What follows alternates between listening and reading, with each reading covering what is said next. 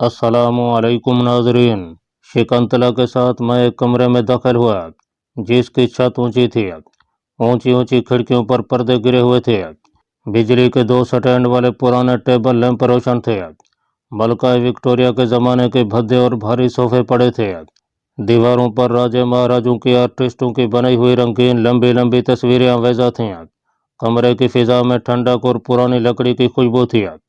हम उस कमरे से गुजरकर पीछे एक और बड़े कमरे में आ गए। ये बेडरूम था। लकड़ी के मुंतज पुष्ट वाले एक बड़े पलंग पर एक बूढ़ी मगर बावकार चेहरे वाली औरत टेक लगाई बैठी थी। उसका आधा जिस्म सफ़ेद चादर से ढका हुआ था। सियाह बालों में सफ़ेद बालों की लट्टें साफ नजर आ रही थीं। बेडरूम में पलंग की दोनों जानब लकड़ी के स्टैंड वाले पुरानी वज़ा के फूलदार टेबल लैंप रोशन थे। फिजा में किसी बड़े शाइस्ता और महज़ब किस्म के परफ्यूम की हल्की हल्की खुशबू रची हुई थी। शिकंतला के आगे मैंने अपने आप को हिंदू जाहिर करते हुए अपना नाम धर्मवीर बताया था। जाहिर है उसने अपनी माताजी यानी रानी माँ से मेरा इसी नाम से तारुफ कराया होगा। चुनाचे मैंने पलंग के करीब जाते हुए बूढ़ी औरत को नमस्कार किया। उस बावकार चेहरे वाली औरत ने एहसानमंद नजरों से मुझे देखा, हाथ जोड़कर मेरे नमस्कार का जवाब दिया और कमज़ोर मगर भारी आवाज़ में कहा, धर्मवीर बेटा, तुमने हमारे ख़ानदान पर जो एहसान किया है हम इसका बदला शायद सारी ज़िंदगी नहीं चुका सकेंगे। मैंने बड़े अदब से कहा, रानी माँ जी, मैंने तो अपना फ़र्ज़ अदा किया है। मुझे खुशी है कि मैं आपकी बेटी को इज़्ज़त व आबरू के साथ घर में वापस ले आया हूँ। शिकंतला अपनी माँ के पास इस तरह बैठी थी कि उसका सर माँ के सीने से लगा था और माँ उसके सर पर हाथ फेर रही थी। रानी माँ ने कहा, बेटा धर्मवीर, तुम खड़े क्यों हो, बैठ जाओ। मैं करीब पड़ी मुनकश कुर्सी पर बैठने लगा तो रानी माँ ने कहा, वहाँ नहीं बेटा, यहाँ पलंग पर मेरे पास बैठो। मैं पलंग की पट्टी पर ऐसा से बैठ गया। रानी माँ ने दोनों हाथ आगे बढ़ाते हुए कहा, मेरे करीब आओ बेटा, मेरे पास आओ। मैं रानी माँ के करीब हो गया। उसने दोनों हाथ मेरे सर पर और चेहरे पर बड़ी मोहब्बत से फेरे और आगे होकर मेरा माथा चूम लिया। यकीन करें, मुझे ऐसे लगा जैसे मेरी हकीकी वालदा ने मेरा माथा चूमा है। माँ बहन भाई बहनों की मोहब्बतें एक जैसी होती हैं। जिस तरह पंजाबी में कहते हैं साझी होती हैं, ये कुदरती मोहब्बतें हैं और ये रंग व नस्ल और जोग्राफी हदूद और ज़बानों से बेनियाज होती हैं। इन सब में माँ की मोहब्बत सबसे अफजल होती है। दोनों नौकरानियाँ पलंग के एक तरफ अदब से हाथ बांधे खड़ी थीं। रानी माँ ने कहा, धर्मवीर के लिए कुछ खाने को लाओ। मैंने कहा, माता जी इसकी ज़रूरत नहीं है। शिकंतला माँ से अलग होते हुए बोली, नहीं धर्मवीर जी, इसकी ज़रूरत है। यह बात उसने अंग्रेजी में की थी। रानी माँ ने शिकंतला को अंग्रेजी में कहा, बेटी तुम खुद जाकर मिठाई लाओ। शिकंतला दोनों नौकरानियों के साथ दूसरे कमरे में चली गई। अब रानी माँ ने मुझसे मुखातिब होकर कहा, हमने स्टेट पुलिस में शिकंतला के अगवा की रिपोर्ट दर्ज करा दी थी। स्टेट के अलावा शिकंतला के भाई ने ग्वालियर पुलिस को भी रिपोर्ट कर दी थी। मेरा बेटा तो मिलिट्री पुलिस इंटेलिजेंस को भी रिपोर्ट करने वाला था, लेकिन मैंने उसे मना कर दिया। इस तरह से हमारे ख़ानदान की फ़ौज तक बदनामी पहुंच सकती थी। और शायद शिकंतला ने तुम्हें बताया हो कि मेरा बेटा और शिकंतला का बड़ा भाई इंडियन फ़ौज में मेजर है। ये सुनकर मेरे कान खड़े हो गए। मैं ग्वालियर के फ़ौजी टॉर्चर सेल में रह चुका था और ग्वालियर वहाँ से ज़्यादा दूर नहीं था। शिकंतला का भाई भी फ़ौज में था। उसका हेडक्वार्टर मुमकिन है ग्वालियर में ही हो। उसके आगे मेरा राज खुल सकता था, लेकिन मुझे सिर्फ इस बात का इत्मीनान था कि ग्वालियर छावनी की फ़ौज अपनी तरफ से मुझे त्यारे से नीचे गिराकर हलाक कर चुकी थी। अब उन्हें मेरे बारे में मज़ीद तफ्तीश करने, मुझे तलाश करने और मेरी जासूसी करने की ज़रूरत नहीं थी। अगर मुझे डर था तो सिर्फ इस बात का कि कहीं शिकंतला के फ़ौजी भाई ने मुझे ग्वालियर के फ़ौजी कैंप में देख न लिया हो। अगर ऐसी बात हुई तो वो एक सेकंड में मुझे पहचान ले गया कि मैं पाकिस्तानी कमांडो हूँ और बड़ा ख़तरनाक कमांडो हूँ और मुझे हलाक करने के लिए एक फ़ौजी त्यारे से गिरा दिया गया था। इसके साथ ही मुझे ये ख्याल भी आ गया कि मैंने इस ख़ानदान पर बहुत बड़ा एहसान किया है। ये लोग मेरे ज़ेर बार एहसान हैं। इनको मेरा और मुझे इनका एतमाद हासिल है। इस लिहाज से शिकंतला का मेजर भाई भी मेरी इज़्ज़त करेगा। मुझे उसका एतमाद भी हासिल हो सकता है। वो इंडियन फ़ौज में अफसर है। अगर वो फ़ौज के किसी हसास महकमे में है तो मुझे इस खानदान पर अपने एहसान और मुझ पर इनके एतमाद की वजह से उस फौजी अफसर से मुझे बहुत सी फौजी मालूमात हासिल हो सकती हैं। मुझे ऐसे राज भी मिल सकते हैं जो कश्मीर के महाज पर जंग करते कश्मीरी मुजाहिदों और पाकिस्तान की सलामती के लिए बेहद मुफीद साबित हुआ। सबसे पहले मैं ये मालूम करना चाहता था कि शकुंतला का फौजी भाई इस वक्त कहाँ है और वो फौज के किस महकमे में है। शकुंतला की माँ एक पढ़ी लिखी खातून थी और उसने अंग्रेजी तलीमी इदारों में तालीम हासिल की हुई थी। वो बड़ी रवानी से अंग्रेजी बोलती थी। उसे अपने बेटे के फौजी महकमे का ज़रूर इल्म होगा। मैंने रानी माँ से कहा, माता जी आपने बड़ा अच्छा फैसला किया कि मिलिट्री इंटेलिजेंस को शकुंतला के बारे में रिपोर्ट नहीं किया। इससे ख़ानदान की नेक नामी पर हर्फ आ सकता था। अब देखिए ने आपकी बेटी इज़्ज़त अबरू के साथ घर वापस पहुंच गई है। आपको भगवान का शुक्र अदा करना चाहिए। मैंने जानबूझकर ये जुमले अंग्रेजी में बोले थे। रानी माँ ने भी अंग्रेजी में कहा, हम भगवान का भी शुक्र अदा करते हैं और तुम्हारा भी बहुत शुक्रिया करते हैं कि तुम हमारी इज्जत को महफूज हमारे पास ले आए। रानी माँ मुझसे कोई सवाल करने वाली थी कि मैंने अंग्रेजी में पूछा, रानी माँ जी आपका बेटा और शकुंतला का भाई फौज के किस महकमे में है। रानी माँ ने कहा, शकुंतला ने तुम्हें नहीं बताया, उसे ज़रूर बताना चाहिए था। मेरा बेटा फौज के इंटेलिजेंस के महकमे में है। उसने लंदन में फौजी ट्रेनिंग भी ली थी। बड़ा अच्छा लड़का है। वो शकुंतला के गुम हो जाने पर सख्त परेशान है। उस रोज़ से वो यहाँ रहकर जगह जगह टेलीफोन करता रहता था। मगर स्टेट की पुलिस भी ग्वालियर पुलिस ही की तरह निकम्मी है। मेरा बेटा आज सुबह अपने हेडक्वार्टर नागपुर वापस आ गया है। मैं अभी उसे फ़ोन करके बताती हूँ कि शकुंतला घर वापस आ गई है। शकुंतला का भाई मिलिट्री इंटेलिजेंस का मेजर था। इसका मतलब है अगर उसने मेरी शक्ल ग्वालियर के फौजी कैंप में नहीं देख रखी है तो मैं उसे एतमाद में लेकर उससे बड़ी फौजी अहम मालूमात हासिल कर सकता था। इस दौरान रानी माँ ने तबई पर से काले रंग का पुराना टेलीफोन उठाकर अपनी गोद में रख लिया था और ऑपरेटर को नागपुर अपने बेटे का फौजी नंबर बता कर कह रही थी, मैं चंदवाड़ा स्टेट की रानी माँ बोल रही हूँ। इस नंबर पर मुझे मेरे बेटे मेजर शरद दीवान से बात करो। इतनी देर में शकुंतला मेरे लिए मिठाई लेकर आ गया। उसने साड़ी बदल ली थी। मुंह हाथ धोकर बाल भी थोड़े से ठीक कर लिए थे। होंठों पर हल्की सी लिपस्टिक भी लगाई थी। चांदी जैसी थाली में कुछ लड्डू और बर्फी रखी थी।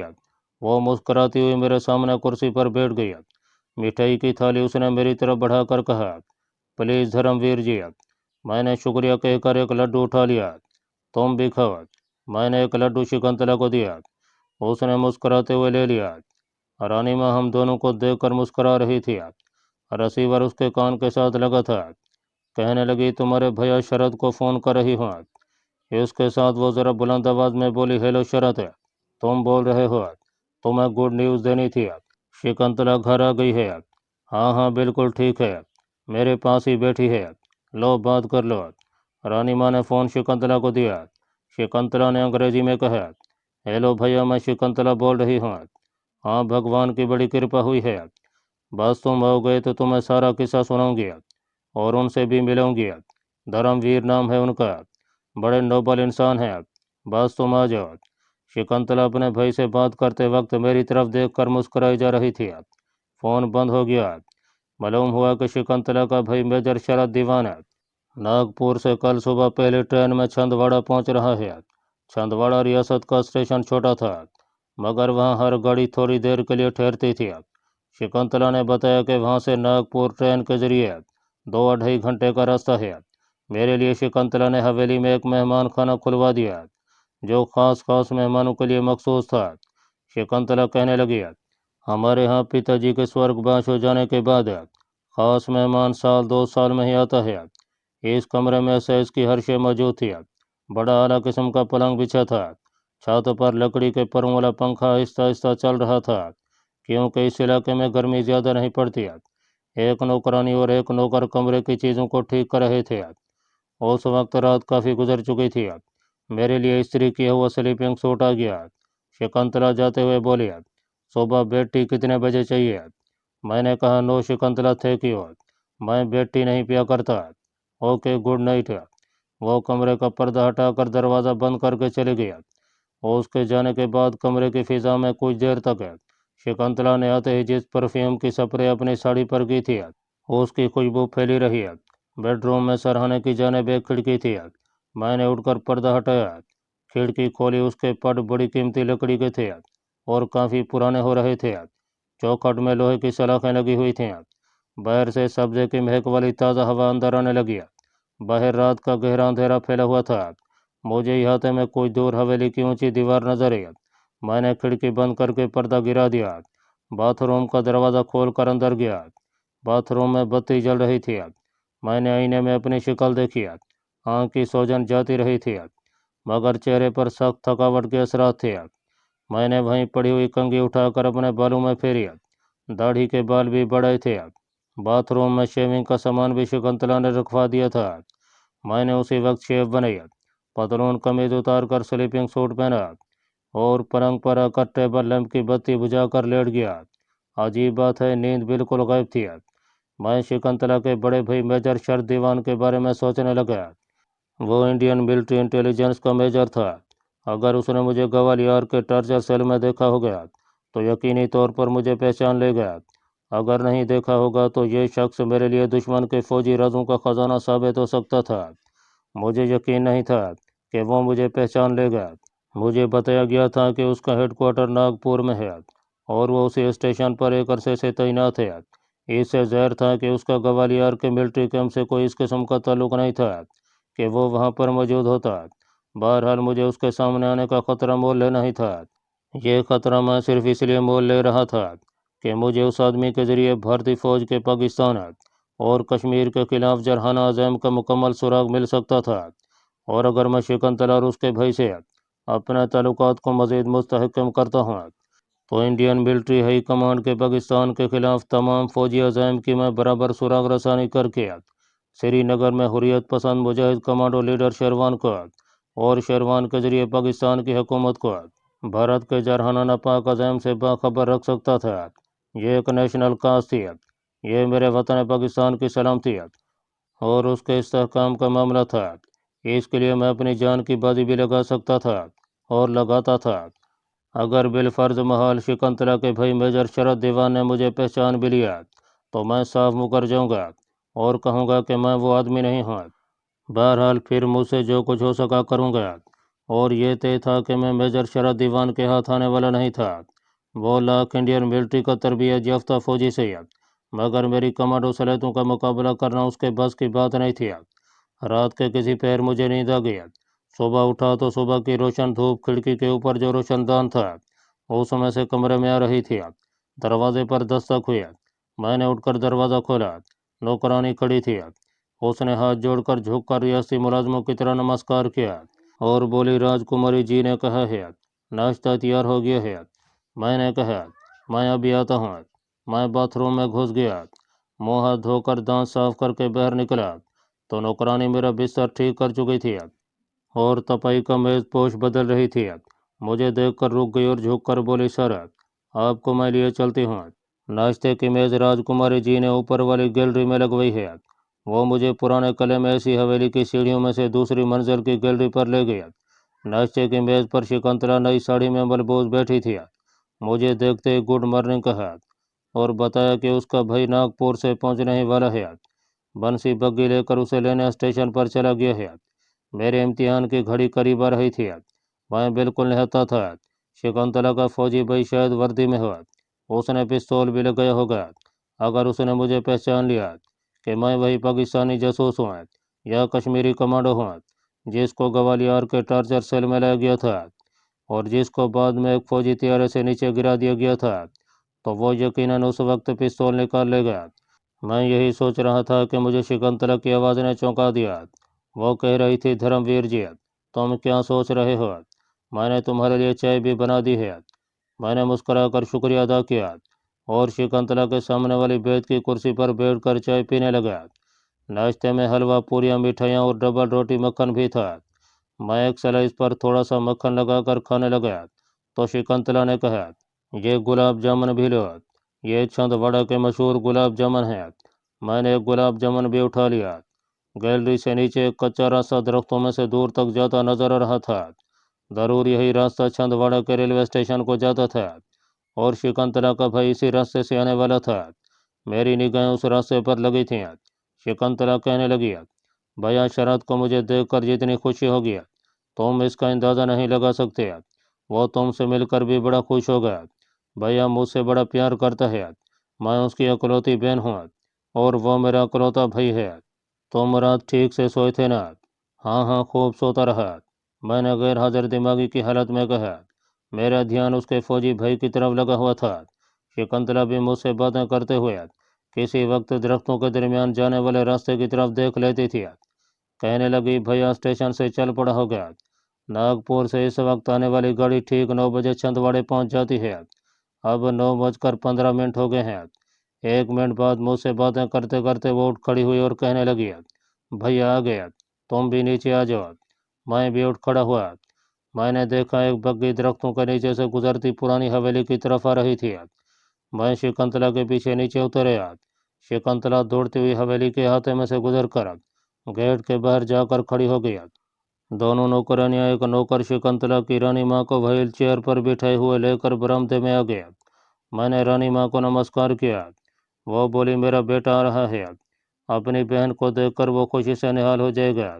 फिर कहने लगी, बेटा धर्मवीर, हमें ये सारी खुशियाँ सिर्फ तुम्हारी वजह से मिली हैं। मैं तो जन्म जन्म में तुम्हारी आभारी रहूंगी। मैंने कहा, माता जी आप ऐसा न कहें। शकुंतला जी को घर पहुंचाना मेरा इंसानी फर्ज था। इस दौरान बग्घी हवेली के गेट के पास आकर रुक गई थी। दिन की रोशनी और खुली हुई धूप में मैंने एक दरमियाने कद के जरा भारी जिस्म वाले फौजी को बग्घी से उतरकर शकुंतला को गले लगाते देखा। वो शकुंतला के गले में बाजू डाले उसे अपने साथ चलाता और बार बार उसके सर को चूमता हुआ बरामदे के पास आया तो मैंने देखा उस फौजी की उम्र 30-35 साल के करीब थी। सर के बाल दरमियान से थोड़े थोड़े उड़े हुए थे। बालों में खसाब लगा हुआ था। कांधे पर मेजर के ओहदे का क्राउन लगा हुआ था।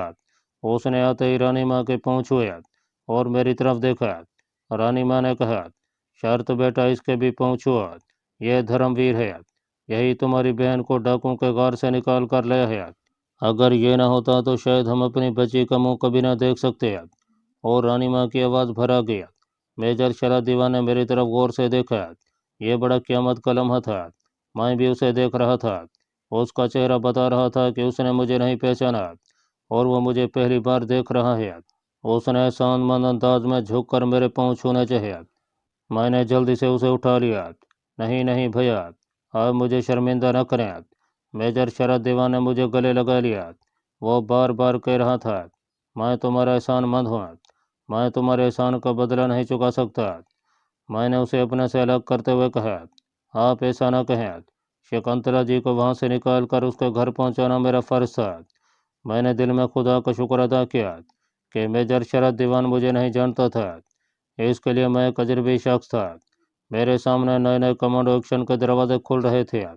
मैं जानता था कि इस शख्स के जरिए मुझे भारतीय फौज के इंतहाई खुफिया राज मालूम हो सकते थे और मैं इंडियन मिलिट्री के इंतहाई हसास इदारों तक रसाई हासिल कर सकता था। सिर्फ होशमंदी, एहतियात और अकल से काम लेने की ज़रूरत थी और मैं ऐसा करने की सलाहियत रखता था। हम सब रानी माँ के बेडरूम में आकर बैठ गया। चाय और मिठाई आ गया। शकुंतला का भाई मेजर शरद दीवान मुझसे डाकुओं की कमीगाह के बारे में पूछने लगा। मैं जानता था कि वो उन्हें फौरी तौर पर गिरफ्तार करवाना चाहता है। मुझे क्या एतराज़ हो सकता था? इन डाकुओं के पास मेरा ऐसा कोई राज नहीं था जो मेरे अगले मिशन पर असरअंदाज हो सकता। मैंने उसे लखू और रामू के खुफिया डेरे की पूरी तफसीलात बता दी। वो बोला, मैं आज ही मिलिट्री फोर्स भेजकर उन सबको पकड़वाता हूँ। मैंने कहा, शरद भैया आपको इस काम में देर नहीं करनी चाहिए। कहीं ऐसा ना हो कि वो लोग वहाँ से किसी दूसरी तरफ निकल जाएं। डोंट वरी, अर्दली के पास मेरा मोबाइल छोटा ट्रांसमीटर मौजूद है। मैं अभी मिलिट्री पुलिस को अपने हेडक्वार्टर इतला करता हूँ। उसने नौकरानी से कहा। मेरे अर्दली से कहो साहब ने ट्रांसमीटर मांगा है। नौकरानी चली गई।